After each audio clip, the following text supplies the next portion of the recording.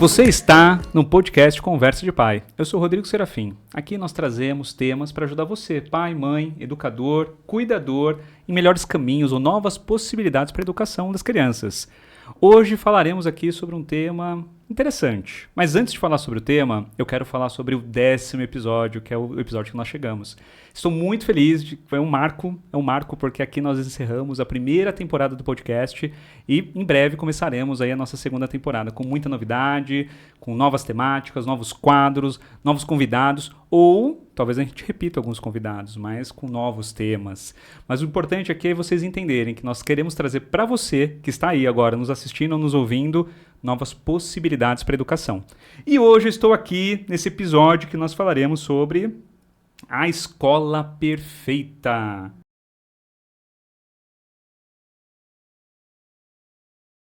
A escola que nós sempre sonhamos para o nosso filho. Qual será essa escola? Tive que trazer uma galera de peso aqui, né? Primeiro que a agenda foi difícil. Segundo, uma delas veio mais ou menos, mas eu não vou dar spoiler ainda para vocês, mas vamos lá. Estou aqui com a mãe do Vitor, Miguel e Lucas, especialista em educação socioemocional, apaixonada pelo desenvolvimento infantil, estudante de educação sexual e antirracismo, mergulhada na educação positiva, minha amiga de classe e pedagoga, né? Marina Valverde. Obrigado por estar aqui com a gente hoje. E também, pela primeira vez neste podcast, tivemos que esperar 10 episódios para ter ela aqui. Ela que quase não veio, mas está aqui. E também, pela primeira vez, estamos com 2 pessoas sendo entrevistadas. Estou aqui com ela, educadora parental, que auxilia os pais para uma educação mais respeitosa, uma educação mais próxima dos filhos, especialista em CNV, foi palestrante do evento que eu fiz em fevereiro e foi eu estou muito feliz de ter ela aqui, mesmo ela estando, né, Cibele Roncato. Ai, Rô, muito obrigada. Eu sempre virei independente do meu estado físico. Então, muito obrigada pelo convite. É sempre uma alegria partilhar saberes com você. Obrigada. Ah, nossa, obrigado, adorei. Gente, eu aprendo muito aqui é uma escola para mim. Não só por conta dos profissionais que vêm, mas é um momento que eu estou aqui com eles e eu aproveito para anotar, para perguntar. Então, eu tenho algumas perguntas que eu sempre anoto que são coisas que vocês me contam nas redes sociais. Ah, Rodrigo, fala isso. Rodrigo, fala aquilo. Inclusive, para esse podcast de hoje, nós tivemos um recorde de respostas, né, na caixinha que nós colocamos no Instagram. Então, quero agradecer também você que respondeu. Eu vou trazer alguns pontos que vocês colocaram. Vou falar um pouquinho. Eu quero trazer aqui, ó. A Nathalie falou o seguinte, que é uma escola perfeita para ela. São adultos conscientes e responsivos às necessidades das crianças. Falaremos sobre isso? Sim. Obrigado, Nathalie. Mas vamos lá. Gente, existe a escola perfeita? Não. Você sabe quem eu acho que quem faz a escola perfeita? Quem? Somos nós. Ah, tá. Os professores, os pais e em parceria com as crianças. É um triângulo que não adianta ter um lado pendente mais do que o outro. Ele tem que ser ali uma parceria o tempo inteiro, de uma maneira muito respeitosa e vários atributos que a gente vai trazer aí para falar em uma escola perfeita. Mas o ideal, às vezes, sabe o que acontece? Ah, eu quero o parque daquela escola. Ah, eu quero a sala daquela escola. E a gente fica se preocupando com essa perfumaria e esquece de verificar qual é realmente o propósito para essa criança. Que tipo de abordagem a gente vai trazer para formar esses cidadãos? E a escola é feita de relações, não é sobre perfeição, né? É sobre relacionamentos. Então, antes de perguntar, né, dos pais perguntarem qual é a escola perfeita, primeiro precisa refletir sobre o que é a infância para você. E aí, depois disso, qual que é o papel da escola nessa infância que você está dizendo que é para você importante? Então, antes de refletir sobre isso, não dá para refletir sobre escola perfeita ou, enfim, precisa ter essas reflexões antes, sabe? E o que é perfeito para mim? Porque eu tenho valores familiares que podem ser diferentes dos seus, diferentes do da Marina. Então, para mim, aquela escola que é confessional ou que tem uma abordagem X, ela é perfeita. Ah, mas eu já não gosto dessa escola, então ela não é perfeita para você. A escola ela tem que comungar com os mesmos princípios da família. Mas aí vocês me geraram um problema. Porque o tema desse podcast é uma escola perfeita. Aí na primeira pergunta vocês já falam que não existe. Não existe. Então, É gente, isso. obrigado pelo momento de vocês. Então não existe. Próximo episódio. Ô, Rô, não existe, mas a gente pode fazer algo bem próximo. Podemos? Opa! Então, mas- E aí, por isso que a gente está aqui, para compartilhar um pouquinho de como aproximar-se de ser algo perfeito. Até porque ninguém é perfeito, né, Rô? Não, não é. Não é Nem mesmo. nós, nem os professores, nem as crianças, nem as famílias, nem a escola. Mas a gente pode chegar perto. E aí a gente vai contar um pouquinho como chegar perto dessa perfeição. Agora fiquei curioso. Marina e Cibele, o que deu errado na escola tradicional? Para mim, a sociedade é um reflexo das infâncias. Então, hoje a gente tem uma sociedade com diversos problemas, certo? Que justamente pelo ensino tradicional, pensar sempre no adulto como centro, não pensar na criança como centro. Então, o ensino tradicional prepara a criança para o mercado de trabalho. Então, hoje na sociedade a gente tem adultos que não sabem lidar, não têm relações. A gente acabou de falar, a escola é feita de relações. Então, como que a gente vai preparar só pensando no mercado de trabalho e esquecer da relação humana, que é o mais importante, que é o essencial? Para mim, a escola tradicional tem uma receita de um bolo errado.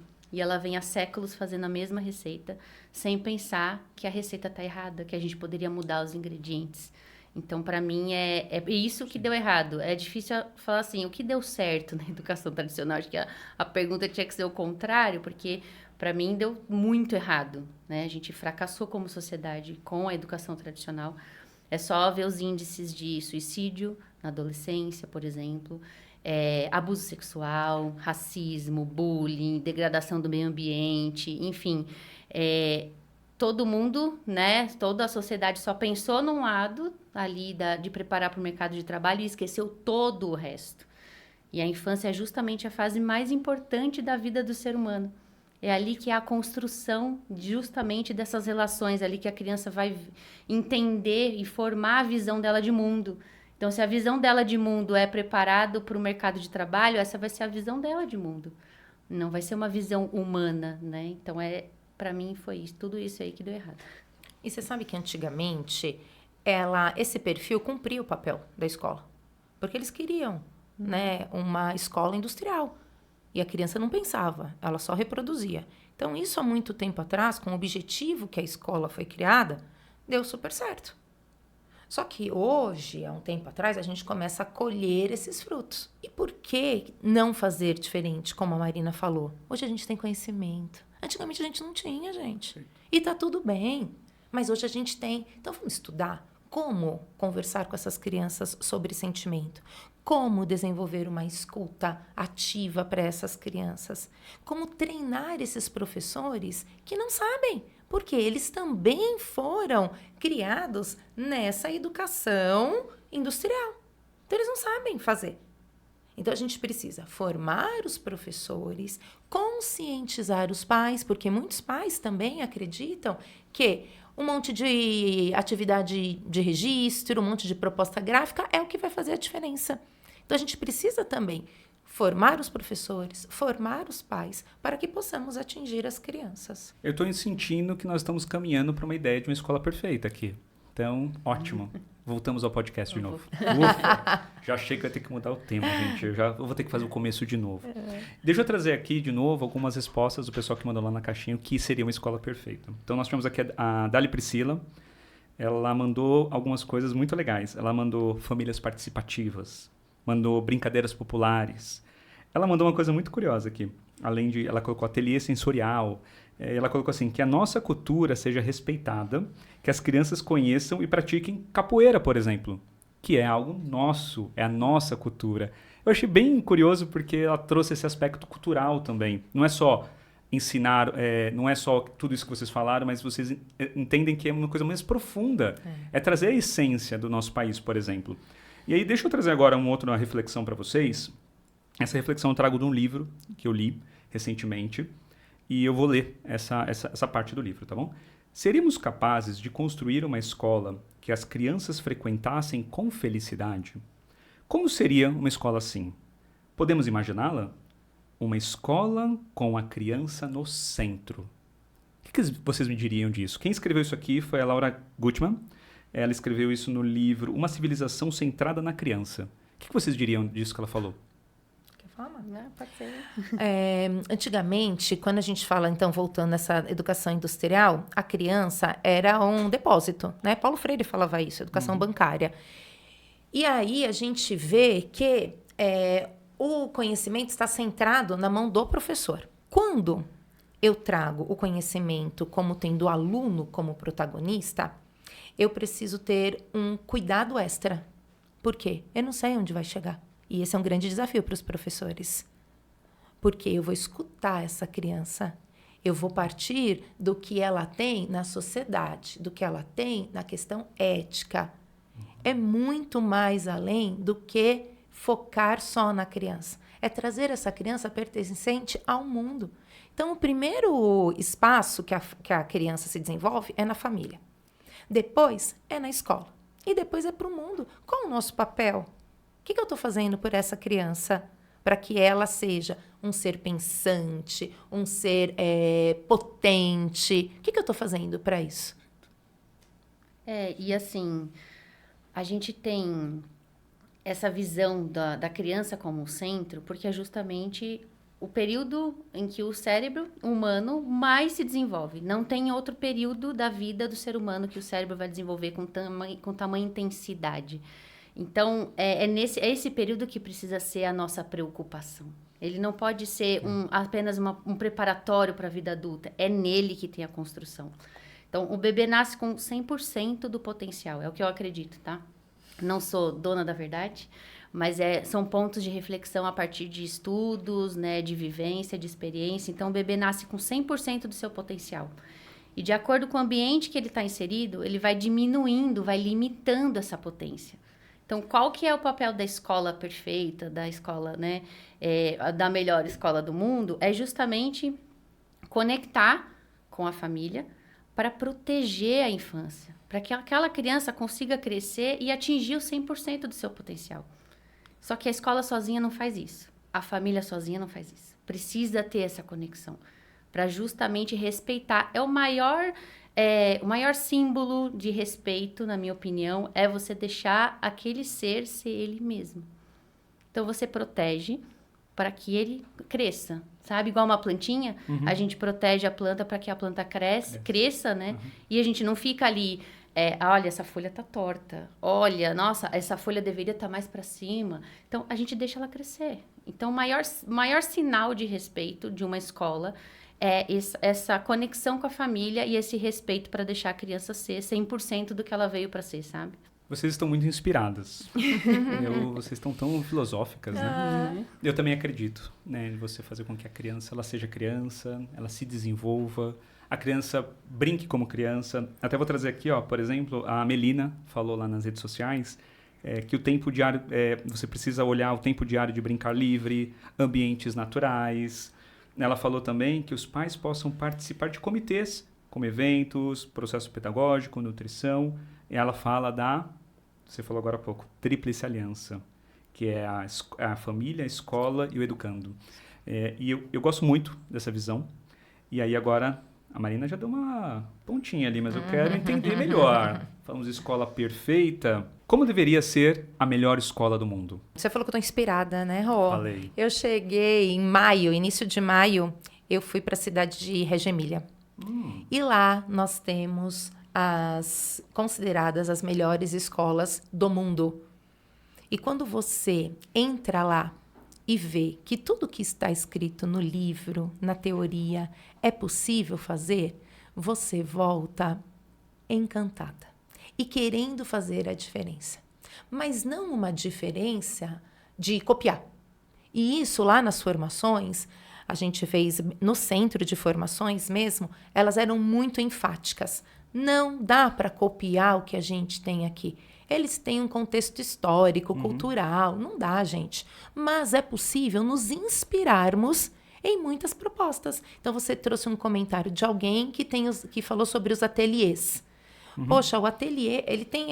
As escolas de Reggio, elas têm uma estrutura diferenciada. Eu até brinquei quando eu voltei, porque não tem coordenador na escola. Aí eu falei, gente, você é mandado embora, porque não tem coordenador. E aí você vê como existe a coparticipação de todos. Então tem a professora, tem as auxiliares, tem o atelierista, a cozinheira e a coordenadora e a diretora, que são chamadas de pedagogistas, elas cuidam de mais de uma escola. Que, né, eu falo assim, gente, isso é incrível. Eles não precisam da gente lá o tempo inteiro. Eu não preciso estar lá vigiando. Se eles sabem o que eles têm que fazer, é só seguir. Precisa estudar, com a claro. participação que você falou, né? É isso. E é interessante porque lá eles trazem, alguém falou aí também, de trazer as famílias para a escola. Uhum. A gente foi visitar algumas escolas e todas as escolas que nós fomos visitar, os pais estavam lá.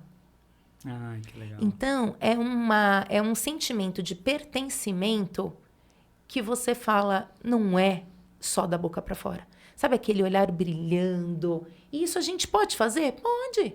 Muito Eu bom. posso fazer. Eu posso trazer os pais para a escola. E a gente vem nesse movimento, Rô. Vou falar uma particularidade lá da escola em que eu estou. E eu estou percebendo que está aumentando a quantidade de pais na reunião. Pais Homens. e mães. Isso. Ah, legal.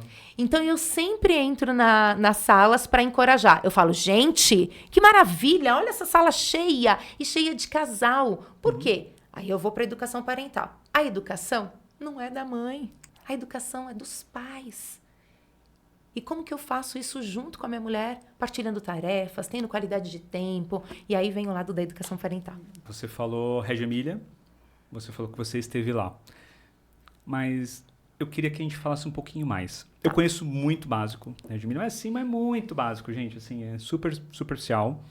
Vi que você trouxe o livro aqui, você já nos bastidores você comentou. Isso, deixa eu já até mostrar, Rô. Mostra aí esse livro aqui é a Bíblia. Você quer começar por algum lugar para saber o caminho certo? Eu quero. Leia por aqui. Tá bom. Leia isso. Então, tá é bom? as 100 linguagens da criança. Isso, amarelo. Amarelo. Tá Tem bom? que ser amarelo, não vermelho, né? Que compraram aí, né? Eu comprei Depois errado, você lê gente. também, Rô. Depois você lê.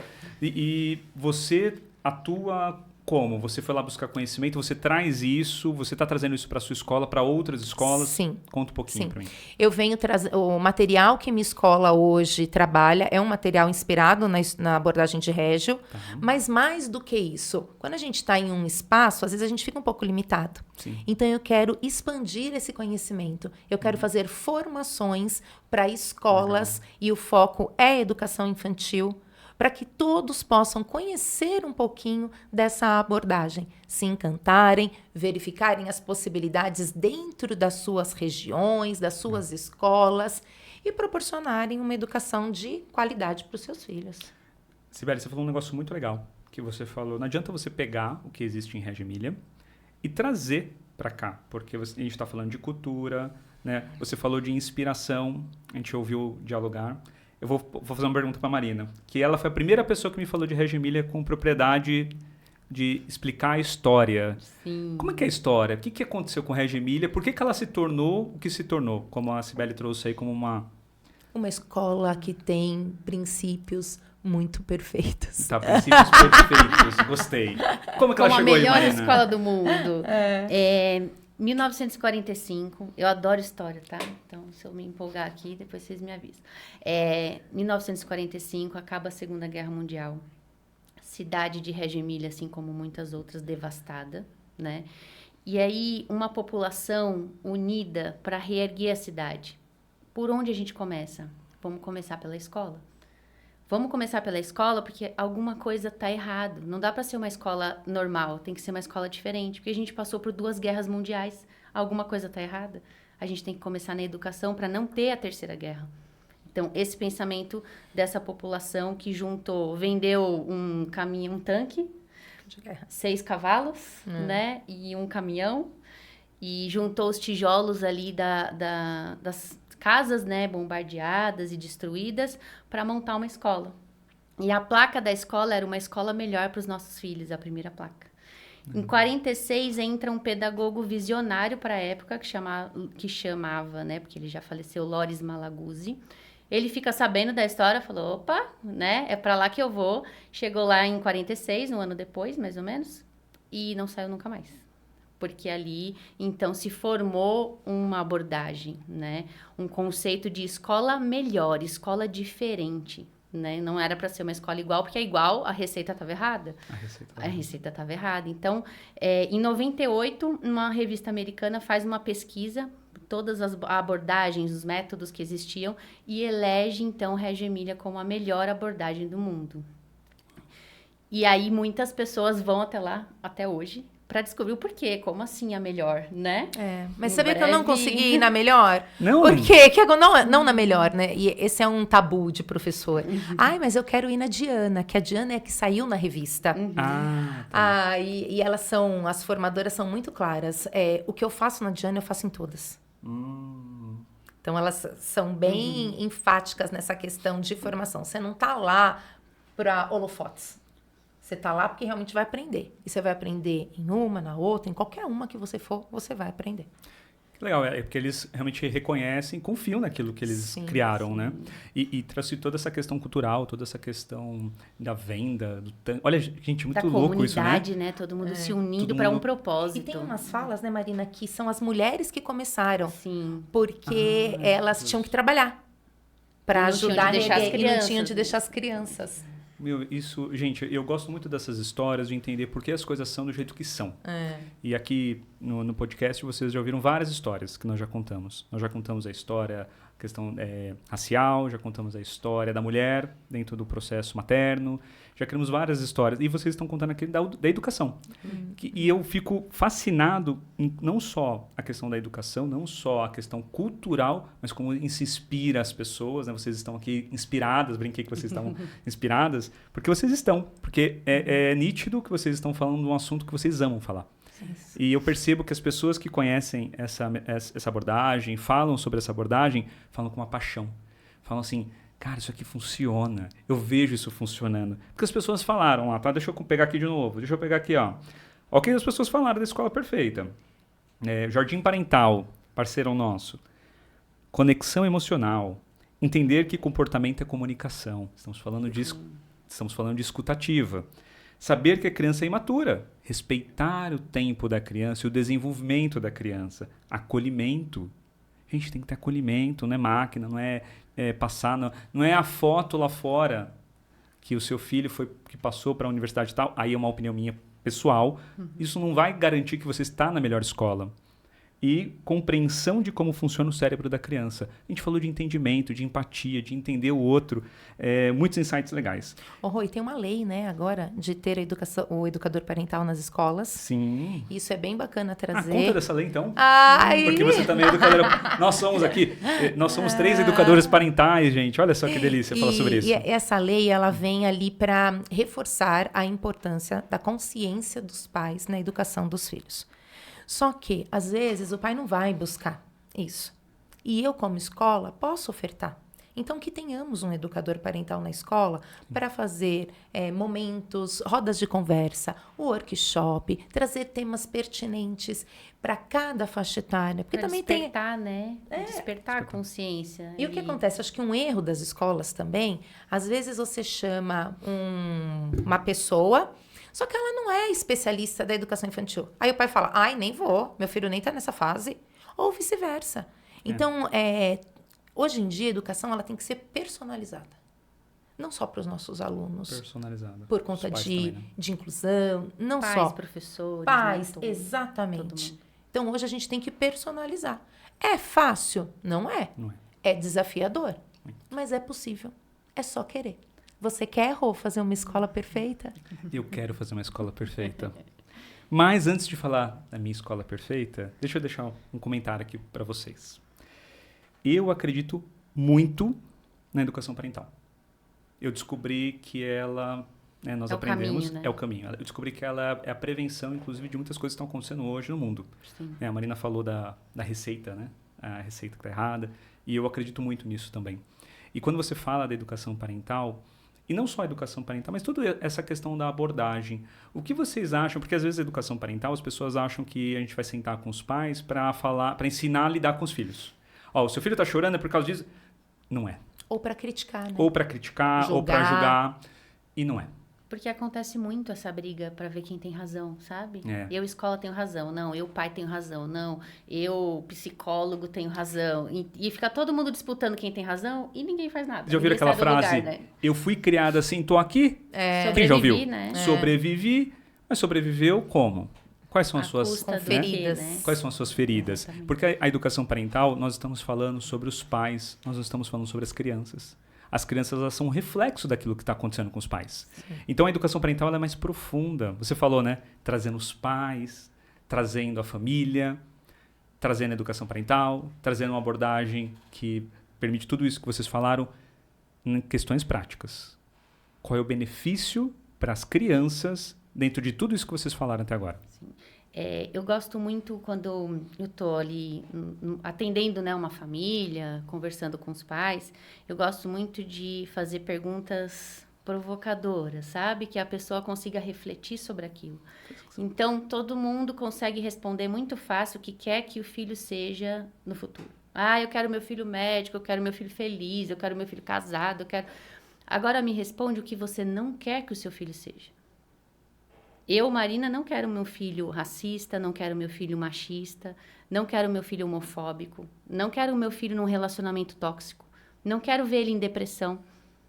Então, a pergunta, quando ela é o contrário, faz as pessoas refletirem, beleza, mas o que você está fazendo para que isso não aconteça?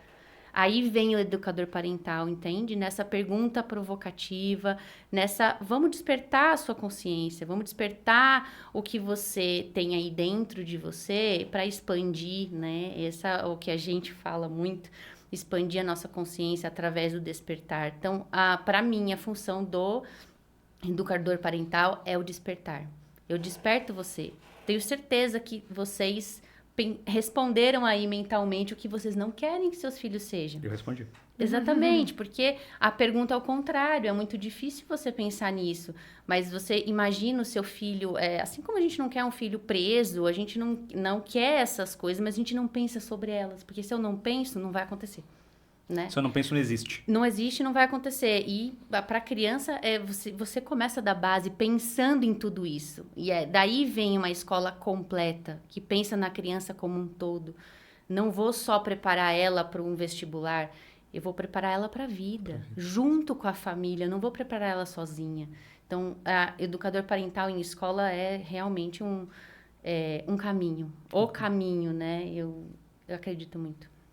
Nossa, vocês estão muito inspiradas mesmo. Isso que a Cibele tá só metade. Mas né? eu já tô boa, já fiquei até mais animada, gente. Tá coradinha, Olha, tá coradinha, vendo? ficou coradinha. Quando a gente só fala falar disso, né? quando a gente fala do que a gente gosta, a gente se anima. E tá no coração. Eu fui no evento um dia desses, eu fiz um post há 2 semanas mais ou menos, no Instagram, não sei quem viu, que eu falo sobre a educação para os pais. E porque eu estava lá numa palestra da Isa Minatel, e eu peguei o microfone e fiz uma pergunta para ela. E nessa pergunta eu perguntei, Isa, se você tivesse que dar uma dica para toda a galera que está aqui, qual seria essa dica com relação à parentalidade?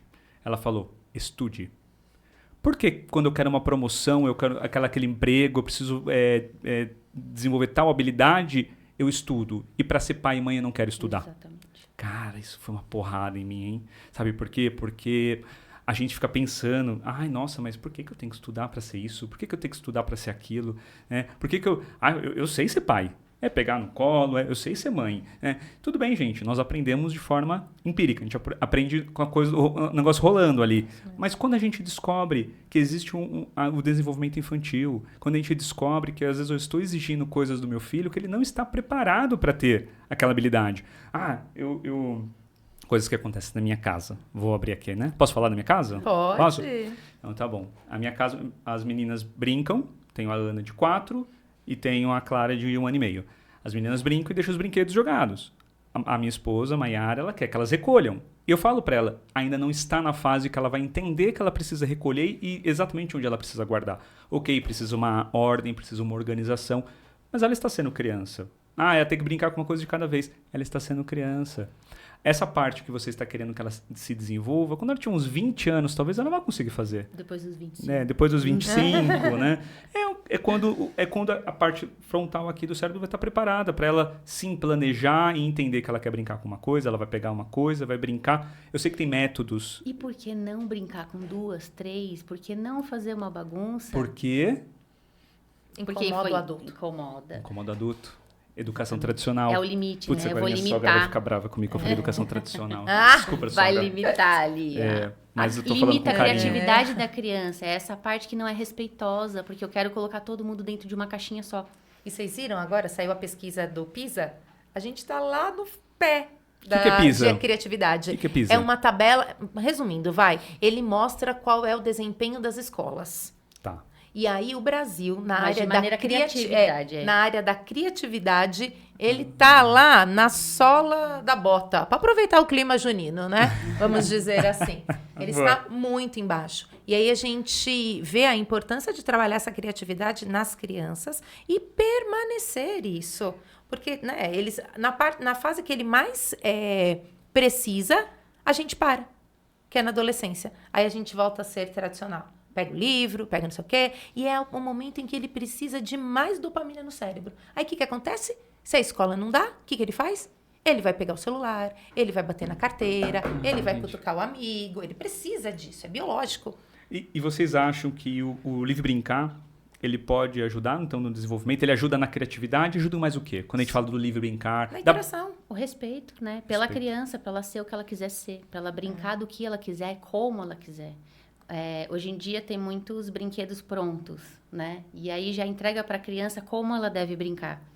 Então, a abordagem Reggio Emilia traz muito isso, do desconstruído. Então, a criança vai brincar com toquinhos de árvore, com tronco, com folha. Ela não vai brincar com aquele brinquedo pronto que já está ensinando como ela tem que brincar. Então, a gente já começa desde o bebezinho a limitar a potência que ele veio. Ele veio com 100%. E a gente vai limitando para tentar enquadrar ele numa caixinha. Na nossa caixinha.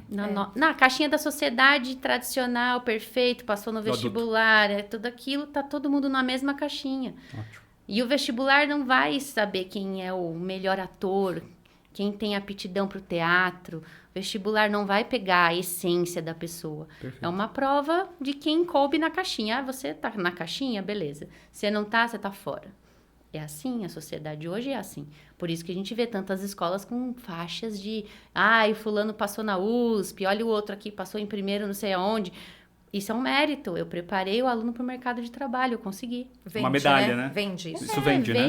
Vende. E aí, Loris Malaguzzi, ele tem uma poesia muito conhecida que chama-se As 100 Linguagens. E ele fala muito isso que a Marina disse, que a criança, ela nasce com 100 linguagens, mas que o adulto rouba 99. Resumidamente é isso. Nossa, não E aí sabia. tem esse poema aqui, tem lá no centro de formação, porque a criança, ela tá ali, né? A gente que faz menos. E isso é de 1945, Muito 46, louco isso, né? né? Gente, esse cara... Ele era... Até se você for Super pegar visionária, Piaget, né? Montessori, toda essa galera aí da pedagogia, são estudos e muito antigos, mas mesmo assim, até hoje, a gente ainda tá caminhando devagar nisso, né? Eu fico assim... E ele se inspira muito também. Piaget, ele buscou ali as fases Buscou do também, né? desenvolvimento, mas depois ele viu que não precisaria ser tão estanque como ele trazia. Ele traz Montessori muito, e isso é nítido nas escolas, onde a gente vê as crianças tendo autonomia para construir os projetos. Então, tem teoria por trás. Legal. Não é só uma abordagem bonita.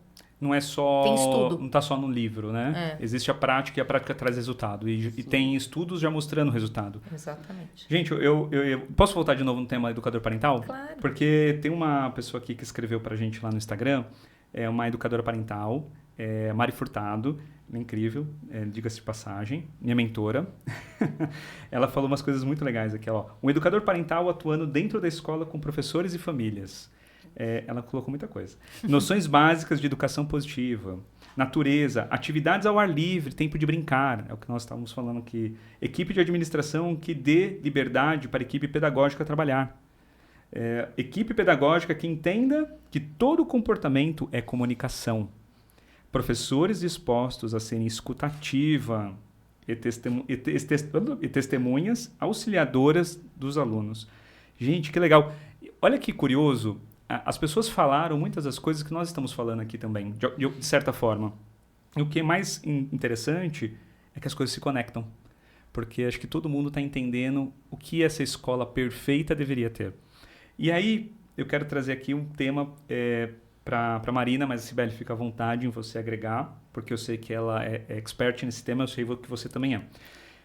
Como trazer inteligência emocional e habilidades sociais para as crianças? Além do respeito, né, a gente precisa passar para a criança que emoção é algo natural. Que é algo bom, independente da emoção, ela é boa. Então, nós fomos criados para não sentir, não chorar na frente dos outros, porque era um sinal de fraqueza. A gente foi criado para inibir as nossas emoções, para caber na caixinha. Então, a criança precisa expressar. Ela precisa expressar, apenas expressar. E mostrar para ela que o que ela está sentindo vai passar. E vai vir outra, né? E aí a gente precisa mostrar para os pais que o que a criança está sentindo é muito importante. Precisa deixar a criança expressar. O que nos fere como adultos criados aí, né, numa educação tradicional é justamente a gente não podia chorar. A gente não podia expressar. Engole o choro. Engole o choro. Eu escutei muito engole o choro. Todos nós escutamos, né?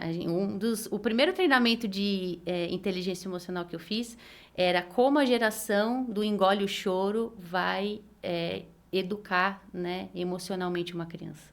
Porque nós somos adultos feridos. Só que enquanto a gente não olhar para as nossas emoções, a gente não consegue entender as emoções deles. E as crianças só querem sentir, elas só querem expressar.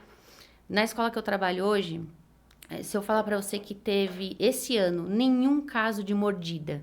Mordida é algo muito comum, principalmente, né, na educação infantil, os bebezinhos, porque é uma maneira de expressar.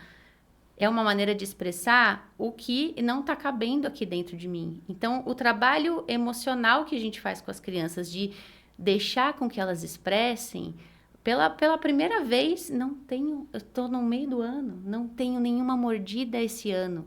Então, para a gente consegue entender isso de uma outra maneira.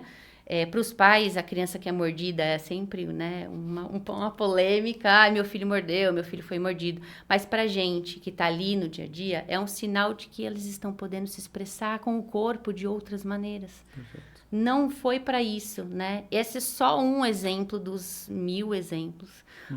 O meu filho tem 3 aninhos, o caçula. Eu tenho um de 17, um de 10 e um de 3. Então, tenho todas as faixas etárias em casa. E o de 3, que é o que nasceu praticamente na educação positiva, ele tinha 2 aninhos e ele falou assim para mim: mãe, eu não gostei que a professora hoje falou isso e isso para mim. Eu não gostei, com 2 anos. Eu falei: filho, o que você falou para ela? Eu não gosto disso, eu gosto de respeito. Eu fiquei com essa cara assim, eu falei: gente, ele tem 2 anos. Tá funcionando. Tá funcionando, ele se expressa. É fácil? Não é fácil. Não é nada fácil. Não é fácil. E a longo prazo, né? Se fosse para ser fácil, compra um boneco, não tenha filhos, porque não é fácil. Mas é possível, é um caminho possível. Então, é isso que eu gosto de falar para as pessoas, sabe? É possível, eu consegui. Eu tenho 3, 4, eu não consigo. Consegue, todo mundo consegue. É só parar, refletir, estudar, né? Que a gente consegue. Lá na escola a gente também fala, eu não consegui controlar a raiva. Eu falo, tudo bem. As emoções, às vezes, a gente não consegue controlar. O que eu consigo é a maneira com que eu vou lidar com esse sentimento. Então, se eu tô com raiva, como que eu vou lidar com isso? Vamos pensar em que estratégias a gente pode. E aí a gente traz um pouco da disciplina positiva, o canto da pausa, as escolhas limitadas, o perguntar. E aí a gente vai trazendo estratégias para as crianças. Porque é isso, né? Às vezes você fala, não tem problema. Mas tá, e como eu faço então? Me dá a solução. Sim. Dá um repertório, né? A gente precisa repertório emocional para essas crianças. E você falou de filho, você também? Vou falar do meu.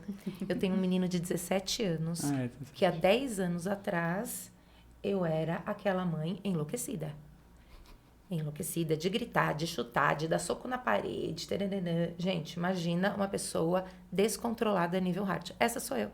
E eu não tenho vergonha nenhuma, porque tem muitas por aí.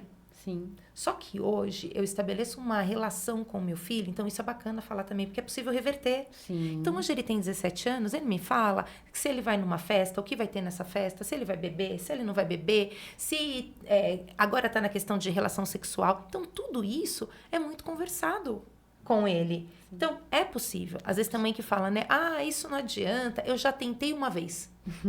Eu já tentei muito. Isso que eu ia Quantas? falar, Uma isso que eu ia falar, tentei tem muito. isso. Muito, Boa. uma vez. Pô, adorei. Precisa de constância, né? Sim. E a adolescência é o resultado da infância. Então, se você não teve esse olhar para a infância, na adolescência você vai precisar correr atrás do prejuízo, não vai ser do dia para a noite. Então, você vai ter que correr atrás ali para... Dá para reverter? Dá para reverter. Mas vai dar trabalho. Então, começa logo na infância para chegar na adolescência. A minha relação com o meu filho adolescente também mudou da água para o vinho. Ele até fala, né? Ele fala, nossa, ainda bem que veio educação positiva. E hoje a gente tem uma relação muito próxima, né? Que passamos também por turbulências, né? Nessa fase aí, porque não tinha esse olhar. E hoje tem, e não é fácil do mesmo jeito, mas a gente tem um relacionamento muito próximo. Tem E é muito repertório, né? gostoso. Tem repertório. Para é você, isso. ele... Nós e eles, exatamente. Gente, elas deixaram aqui um gancho poderoso para vocês ouvirem o primeiro podcast que nós fizemos, que foi com a Nathalie, sobre emoções. Ela falou sobre emoções e sentimentos e como que a gente lida com isso. A Nathalie, ela trabalha com letramento emocional. Então, ela leva isso para a comunidade, ela leva isso para a base, mesmo para pessoas que realmente não têm acesso a esse tipo de informação. Mas também tem workshops, tem vários outros materiais. E talvez ela esteja com a gente aqui na segunda temporada também, gravando aqui um podcast. Talvez. Gente, e um outro comentário aqui, deixa eu ler aqui um comentário que deixaram aqui pra gente lá no Instagram. Vou falar aqui do Cid Paz. Ele falou aqui, ó, o que seria uma escola perfeita? Aquela que deixa a criança ser quem ela é e auxilia a explorar o seu potencial. É isso. Vocês falaram sobre isso. Lucy, parceirona nossa também. Lucy colocou inclusiva, com inteligência emocional, financeira e projetos ao invés de provas. Eu gostei dessa, inclusive, hein? Interessante. E uma pessoa aqui, ó, colocou aqui, ó, Cibele Roncato. Adoro essa pessoa. Colocou, ó, a escola aqui, ó, perfeita deve comungar com os mesmos valores da família. Você colocou isso aí. Ah, que legal, obrigado. A Marina também colocou, mas eu não anotei. Eu acredito que tem uma escola perfeita, uma escola, a melhor escola do mundo para cada família. Para cada família. Para cada família, é isso. Uma vez eu e a Marina estávamos falando com uma pessoa, que a gente é colega de classe em 2 classes, e a pessoa falou pra gente o seguinte, que cada criança é um mini universo. Sim. E quando nós entendemos que cada criança é um mini universo, a gente muda essa perspectiva da escola perfeita. Porque é o que vocês falaram bem no começo. É perfeita para mim, é perfeita para Marina, para Cibele, são coisas diferentes. Mas quando a gente entende que cada uma tem uma particularidade, uma individualidade, e nós respeitamos isso, estamos seguindo no caminho da escola perfeita, para aquele mini universo. E você falou sobre inclusão, né? Quando a gente trabalha no respeito a todos e deixa a criança ser quem ela é, a gente não precisa falar eu sou uma escola inclusiva, sabe? Porque não tem como não ser inclusiva se você está trabalhando com respeito. Então, se você está respeitando os mini-universos, não tem como você não ser inclusiva. Todos eles são incluídos e a gente faz uma comunidade, não importa o que de diferente cada criança tem. E agora eu quero deixar minha pergunta final. Mas hoje eu vou fazer diferente. Vou fazer 2 perguntas finais. A primeira pergunta final eu vou fazer aqui, que é de todo o podcast que nós fizemos. Vai ser a 10ª pergunta já que eu vou fazer. E eu vou incluir a nova pergunta que eu devo começar a fazer aí na próxima temporada. Então, vou começar por você, Marina. Se você pudesse deixar uma mensagem para todas as pessoas do mundo, a pessoa acordar, vir a mensagem da Marina na cabeça, qual seria essa mensagem? Tem que olhar para cá, né? Na lente da verdade. A lente da verdade. Eu gosto muito de uma frase do Renato Nogueira, que fala: a infância potente, criativa, colaborativa, que ajuda a reinventar o mundo. Então, se as pessoas acordassem com o pensamento de quão potente é a infância, eu acredito que o mundo seria melhor. Gostei. Também. Tá anotado. Tô anotado para fazer uma tatuagem. Vou até colocar idem agora na minha resposta. Idem. Idem. Cibele, se você pudesse acordar... Você não, né? Você vai acordar. Se todas as pessoas do mundo acordassem com uma mensagem sua, qual seria essa mensagem? Abram seus olhos. Olhem para os seus filhos. Entenda que eles são diferentes. Eles são únicos. E você também é. Respeite essa individualidade dele. Respeite as habilidades que ele tem e que ele vem desenvolvendo. Encoraje. Ele não é perfeito. Você também não é. Mas a gente pode buscar um meio termo. Mães, pais, porque é muito importante ter a presença do pai, filhos, crianças, no modo geral, e escola. A gente precisa de todo mundo junto para fazer uma escola perfeita, cada universo diferente. E a gente está aqui para isso. Essa não vai dar para fazer uma tatuagem. É um pergaminho. Muito grande, as costas inteiras. Adorei, gente, a mensagem de vocês. E a próxima pergunta. Essa pergunta ela vai fazer parte de todos os podcasts da segunda temporada, que eu farei agora. E é uma pergunta que me toca. Porque essa pergunta ela traz a nossa essência. Traz tudo aquilo que a gente acredita. Traz a nossa base, que é... Agora vou inverter. Cibele, o que é família para você? Família é o alicerce. Sabe aquele prédio que começa a construir, subir, e se ele não está bem estruturado, ele cai? É isso. A família é o alicerce. Marina, o que é família para você? Também o idem, posso repetir? Idem. Conexão. Família, para mim, é a principal conexão do ser humano, sabe? Sem essa conexão, nada flui, nada funciona. Gostei do A gente vocês estão inspiradas muito hoje. inspiradas. Chegamos ao final do nosso 10º episódio da nossa primeira temporada. Eu estou muito feliz de chegar até aqui com vocês. Para mim é um grande marco, realmente é um grande marco. Eu quero agradecer a todos que ficaram até aqui. Eu quero, antes... Marina, como as pessoas te acham nas redes sociais? Marina Ig Valverde, tá assim, por enquanto. A Marina já participou de vários podcasts, ela tá super Mentira, é o acostumada. primeiro. Mas foi ótimo, parabéns.